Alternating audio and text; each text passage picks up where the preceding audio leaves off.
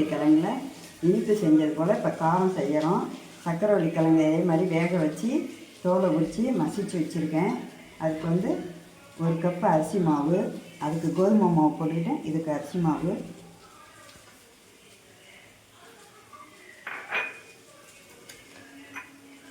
Salt கொஞ்சம் போட்டுக்குவோம். பொடியாக நறுக்கின வெங்காயம், பச்சை மிளகாய், பொடியாக நறுக்கின கருவேப்பிலை, கொத்தமல்லி தழை பிசைஞ்சிக்குவோம்.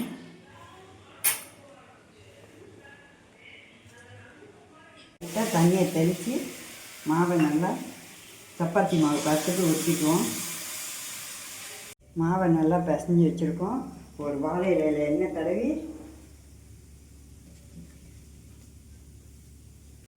மாவை ஊற்றி அப்படியே தட்டிக்க வேண்டியதுதான்.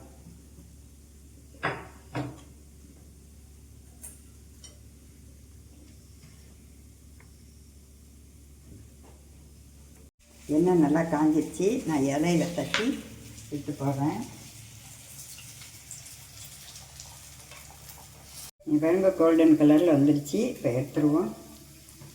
சக்கரவள்ளி கிழங்கையும் பச்சரிசி மாவையும் வச்சு செஞ்ச கார வடை. இது எப்படி இருக்குன்னு உங்கள் வீட்லேயும் நீங்கள் செஞ்சு பார்த்துட்டு கமெண்ட் பாக்ஸில் கமெண்ட் பண்ணுங்கள். இந்த வீடியோ பிடிச்சிருந்தால் லைக் பண்ணுங்கள், ஷேர் பண்ணுங்கள், சப்ஸ்கிரைப் பண்ணுங்கள்.